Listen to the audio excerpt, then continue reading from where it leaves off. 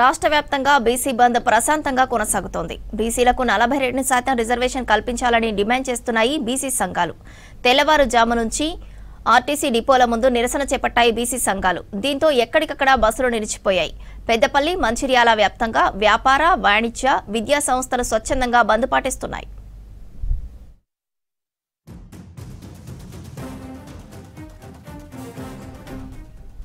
BC బంద్ పై మరింత సమాచారం మంచిర్యాల నుంచి సాగర్ అందిస్తారు. శాతం రిజర్వేషన్ కల్పించాలనే డిమాండ్తో రాష్ట్ర వ్యాప్తంగా బీసీ సంఘాలు ఇవాళ బంద్కు పిలుపునిచ్చాయి. ఈ నేపథ్యంలో ప్రస్తుతం మనం చూడొచ్చు మంచిర్యాల బస్టాండ్, ఆర్టీసీ బస్టాండ్లో ఉన్నాము. తెల్లవారుజాము నుంచే బంద్ ప్రశాంతంగా కొనసాగుతుంది. దాదాపు ఇటు మంచిర్యాల, పెద్దపల్లి జిల్లా వ్యాప్తంగా కూడా బంద్ తెల్లవారుజాము నుంచే ప్రశాంతంగా అయితే కొనసాగుతుంది. అసలు మనతో పాటు బీసీ సంఘాల నాయకులు ఉన్నారు. అసలు వారి ఏంటి డిమాండ్స్? ఈ 42% ఏదైతే కాంగ్రెస్ ప్రభుత్వం పెట్టడం జరిగిందో, వాస్తవానికి చెప్పాలంటే ఈ సమస్య అసలు సింపుల్గా సాల్వ్ అయ్యే సమస్య. ఈ రోజున గవర్నర్ దగ్గర బిల్లు వెళ్ళి కూడా మూడు నెలలు అయింది కూడా వాళ్ళు యాక్సెప్ట్ చేయకుండా మళ్ళీ రాష్ట్రపతికి ఆమోదం పంపిండు. అక్కడైనా పని అవుతుంది అనుకుంటే అక్కడ కూడా కాలే. అదేవిధంగా ఈ రోజున చట్టంలో చేసేది ఏదైతే 42% అని అంటున్నారో, ఈ శాతం కోర్టులో, హైకోర్టులో కానీ లేదా సుప్రీంకోర్టు కూడా ఎదురు దెబ్బ జరిగింది. వాస్తవానికి రాజ్యాంగంలో 52% దాటాలని ఎక్కడ రాసి లేదు. వాస్తవానికి అది ఆనాడు జడ్జిమెంట్ ఏదైతే చేసిందో 9 మంది ఇందిరా సాహని కేసులో ఉన్నదో వర్సెస్ యూనియన్ ఆనాడే ఈ జడ్జిమెంట్ని వాస్తవానికి బీసీ వర్గాలు, దళిత వర్గాలు అందరూ కూడా కొట్లాటం చేయాల్సిన అవసరం ఉండేది. కానీ మన ప్రజలందరూ కూడా దీని సామరస్యంగా పోవాలనే ఉద్దేశంతో నన్ను వ్యతిరేకించకపోతే ఈ రోజున అదే పామై కాటై ఈ రోజున ప్రజల్ని కూడా భక్షించే పరిస్థితికి వచ్చింది. ఇవాళ సుప్రీంకోర్టులో జడ్జిల దగ్గర మొదలు పెడితే అన్ని రంగాల్లో కూడా 5% ఉండవలసిన వాళ్ళు ఇవాళ 10% చట్టపరంగా ఈడబ్ల్యూఎస్ రిజర్వేషన్ చేసుకున్నారు. మరి ఈ రోజున కూడా వాళ్ళు ప్రభుత్వాలు చేయాలనుకుంటే, చిత్తశుద్ధి ఉంటే కేంద్ర ప్రభుత్వానికి దాన్ని ఏదైతే 9 షెడ్యూల్లో ఏదైతే తమిళనాడు గవర్నమెంట్ ఎట్లయితే చేయడం జరిగిందో అదే విధంగా చేయనందుకు ఆస్కారం ఉన్నది. మరి ఈ రోజు చూస్తున్న రోడ్డు మీద పడాల్సిన అవసరం ఉంది. రాష్ట్ర ప్రభుత్వం కావచ్చు, సెంట్రల్ గవర్నమెంట్ కావచ్చు, ఒకటికొకటి పోటీ పడుతున్నాయి. మేమేమో బీసీ రిజర్వేషన్ల కోసం అసెంబ్లీలో ప్రతిపాదన పెట్టడం జరిగింది, బిల్లు పాస్ చేశాము.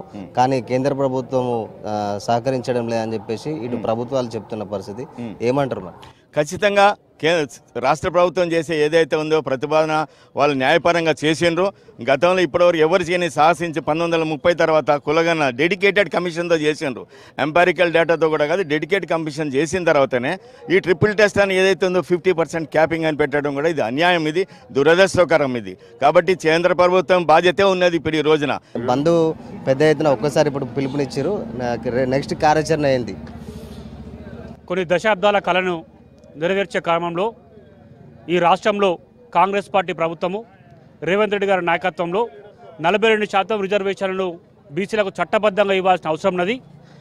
రాజకీయ, విద్యా, ఉద్యోగ అవకాశాల్లో బీసీలు అభివృద్ధి చెందవలసిన అవసరం ఉన్నది అని ఒక ఆలోచన చేసి 42% రిజర్వేషన్ల బిల్లును ఇవాళ అసెంబ్లీ ముందుకు తీసుకొచ్చి మరి గవర్నర్ గారికి, రాష్ట్రపతి కూడా పంపడం జరిగింది.